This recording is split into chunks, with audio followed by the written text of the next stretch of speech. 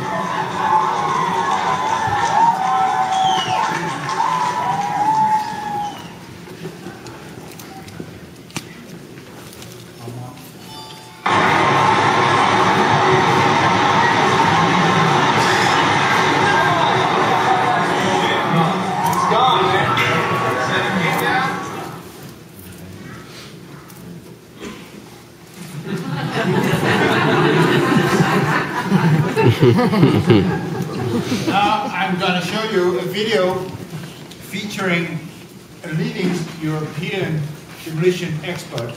His name is UVIC. He's from Holland. And Dutch TV put him in front of a computer screen and showed him building 7, and he did not know what he actually was watching. And here is his reaction. It is in Dutch, but there are English subtitles.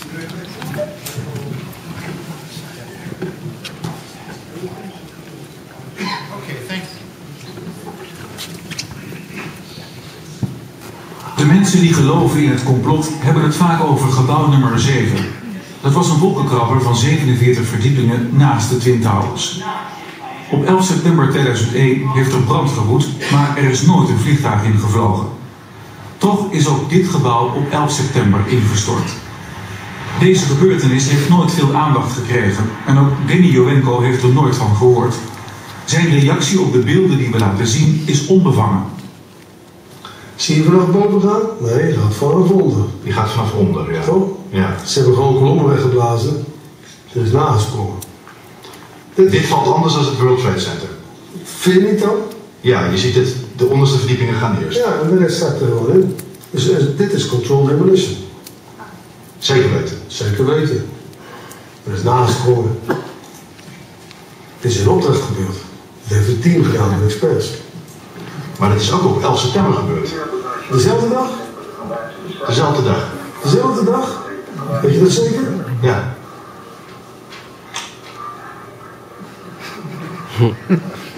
Was het zeker weten de 11e? Ja, 7 uur nadat de World Trade Center naar beneden ging. Ja? Hebben ze hard gewerkt?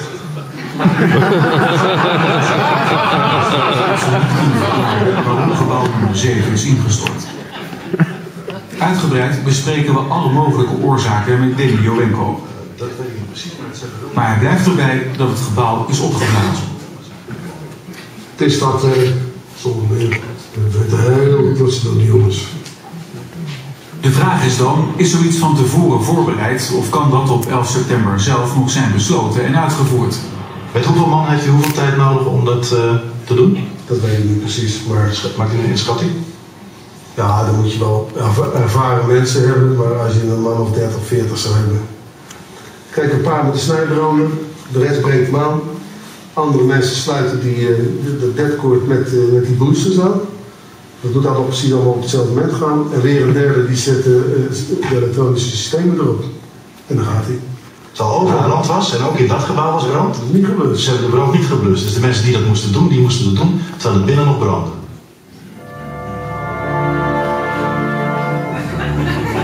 Ja, dat is vreemd. Dat is vreemd. Dat vind ik ook heel vreemd. Geen verklaring voor. Now, I'll show you a video with a gentleman called Larry Silverstein. He owns World Trade Center, or rather he owned Building 7 since its construction in 1987, and he leased the rest of the center for 99 years in July 2001, 6 weeks prior to the terror attack. And among the things he did was, one, to change the company responsible for security in the center, and he also ensured the whole complex against terror attacks, among other things, for a total number of $3.5 billion. And since later on it was attacked by 2 airliners, he thought he should have $7 million from insurance money, and he almost did, actually. It was granted that there was 2 independent terror attacks with the 2 airlines, but I think they reached a compromise of a little less than $6 billion, $5.4 billion. I believe, I'm not quite sure, but he got a substantial amount of money. Now here is an interview produced by a public broadcast called in a program called America Rebuilds, where Mr. Silverstein was asked, what about Building 7? And here is this little clip. I remember getting a call from the fire department commander telling me that they were not sure they were going to be able to contain the fire. I said that we've had such terrible loss of life. Now I remember, did you hear me better now? I remember getting a call from the fire department commander. I remember getting a call from the fire department commander telling me that maybe they would not be able to contain the fire. And I said, since we've had such a terrible loss of life, maybe the smarter thing would be just to pull it. And they made that decision to pull, and then we watched the building collapse. Unfortunately, to pull it in the construction business means to take down the thing. So the next day, the press secretary of Mr. Silverstein came out with what you call declaration, saying that what Mr. Silverstein had meant was that the fire department commander should pull back his men, should pull down the operation. Unfortunately, there were no firefighters in the building. The last one left the building around 11:30. So there was no operation to pull back. Another feature of Mr. Silverstein's, what he said here, is that if you're a little interested in language, he says, they made that decision to pull, and then we watched the building collapse.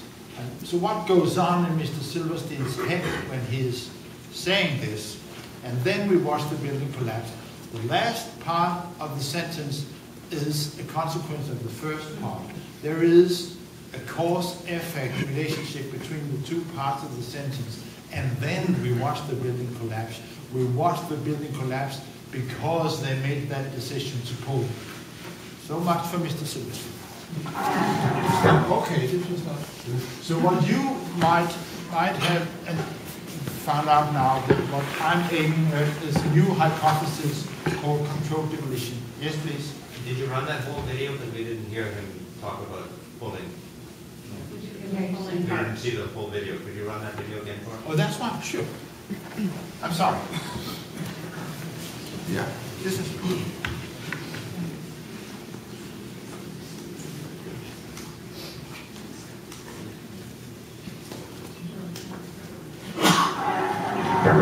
call from the fire department commander telling me that they were not sure they were going to be able to contain the fire. I said, you know, we've had such terrible loss of life.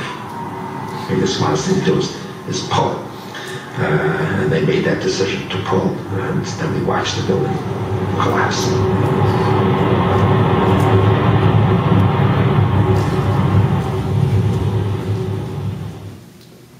Okay, you didn't see these pictures before?